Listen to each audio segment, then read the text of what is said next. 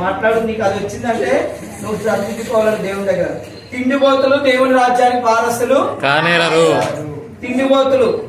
తిండిపోతులు దేవుని రాజ్యానికి వారసులు కాదు. ఇప్పుడు మరి తాగుబోతుడు అక్కడ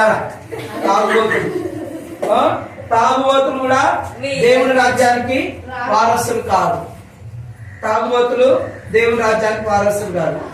దొంగలు జరుగుతున్నా దొంగలు కూడా దేవుని రాజ్యానికి వారసులు కాదు.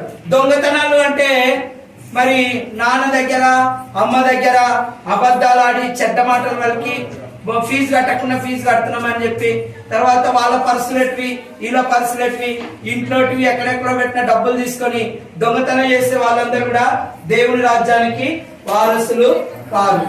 ఎక్కడ పోతావు? నరకానికి పోతావు. మనసుని పట్టుకోవాలని దేవుడు మీకు ఇచ్చినాడు. ఏమి ఇదేంటి? నరహత్య అంటే అర్థం ఏంటి? చంపేవాడు, హత్య చేయడం, ప్రాణాలు తీయడం అంటే బైబిల్లో ఏం చెప్తుంది?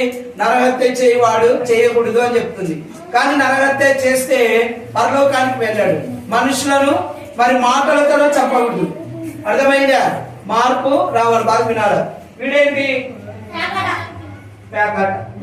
అంటే ఇతరుల సొమ్మును కాజేసేవాడు అన్నమాట.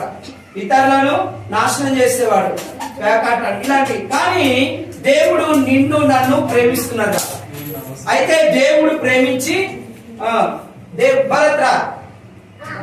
దేవుడు ప్రేమించి నిన్ను నన్ను ప్రేమించి మరి అద్భుత రీతిగా ఒక నెంబర్ ని భరత్కు దేవుడు గిఫ్ట్ గా ఇచ్చాడు. ఒక నెంబర్ ని దేవుడు గిఫ్ట్ గా ఇచ్చినాడు. అయితే ఈ నెంబర్ ని దేవుడు ఇచ్చినాడు భరత్ కు.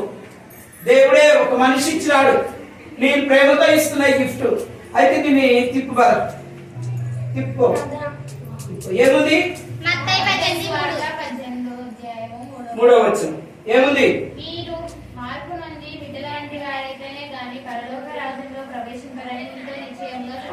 దేవుని రాజ్యం చేరాలి అంటే మార్పు నంది మీరు బిడ్డల వంటి వారైతేనే దేవుని రాజ్యంలో ప్రవేశించాలి. ఇప్పుడు దేవుని రాజ్యం కావాలా లేకపోతే నరకం కావాలా? వీళ్ళంతా నరకానికి వెళ్ళిపోతారు. వీళ్ళంతా నరకాన్ని. నువ్వు కూడా నరకాన్ని పోతావు. ఇట్లా కాదు. ఏమి నరకం అనేది అగ్ని ఆరదు, పురుగు చావదు. అగ్ని ఆరదు, నిజంగా ఉంటది. ఇప్పుడు అక్కడ మండుతుంది కదా, అక్కడ వేడుకుంది కదా, మీరందరూ ఇవన్నీ తీసుకుంటాను. తలా